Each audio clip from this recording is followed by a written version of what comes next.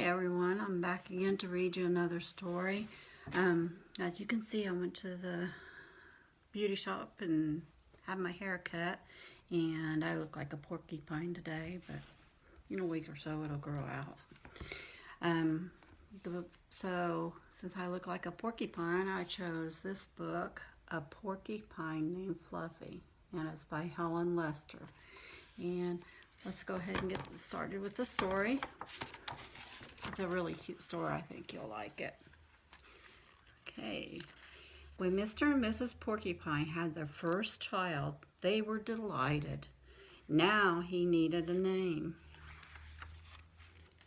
Should they call him Spike? No, Spike was too common. Should they call him Lance? No, Lance sounded too fierce. Should they call him Needle Roser? No, Needle Roser was too long. Prickles? Pokey? Quillian? Then together they had an idea. Let's call him Fluffy. It's such a pretty name, Fluffy. But soon there came a time when Fluffy began to doubt that he was Fluffy. He first became suspicious when he backed into a door and stuck fast. That was not a Fluffy thing to do. He was even more convinced when he accidentally slept on his back and poked holes in the mattress. A very unfluffy thing to do. Then he tried to carry an umbrella. Knew the truth without a doubt. Look, his quills are sticking through the umbrella. Fluffy definitely wasn't. So he's thinking, Fluffy definitely isn't Fluffy. So he decided to become fluffier. Clouds are fluffy, he thought. I'll be a cloud.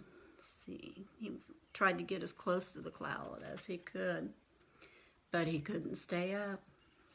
He fell.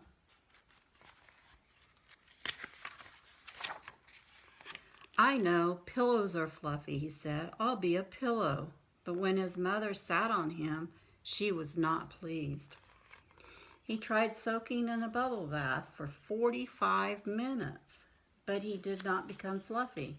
He became soggy. He tried whipped cream. He put a little on each quill.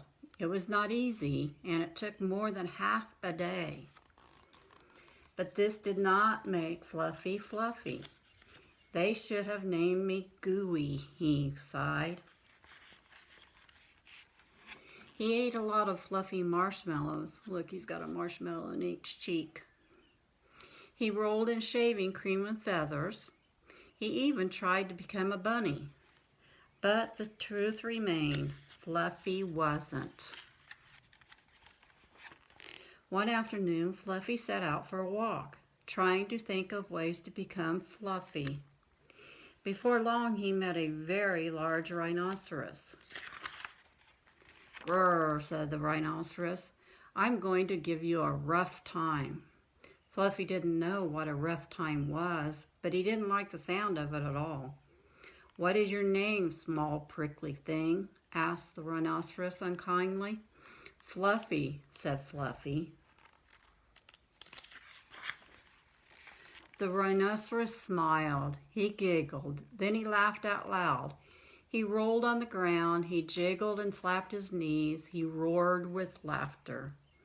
A porcupine named Fluffy, howled the rhinoceros. Fluffy was embarrassed, but he tried to be polite. And what is your name? He inquired. I can't say it, giggled the rhinoceros. Hubert, said Fluffy.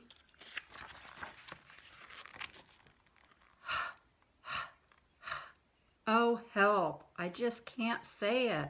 I'm laughing so hard, said the rhinoceros. Harold, or maybe Herman, asked Fluffy. No, gasped the rhinoceros. It's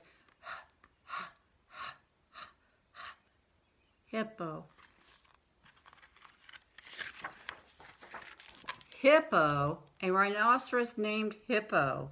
Fluffy smiled. He giggled. Then he laughed out loud. He jiggled and slapped his knees. He howled with laughter. A rhinoceros named Hippo, Fluffy cried.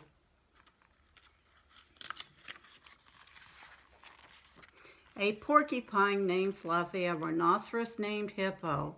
It was almost more than they could bear. Hippo and Fluffy rolled on the ground, giggling and laughing until tears came to their eyes. At last they lay exhausted on the ground. From that time on, they were the best of friends. And Fluffy didn't mind being Fluffy anymore, even though he wasn't. So I hope you liked the story, and I will be back next week to read you another story. Thank you. Bye.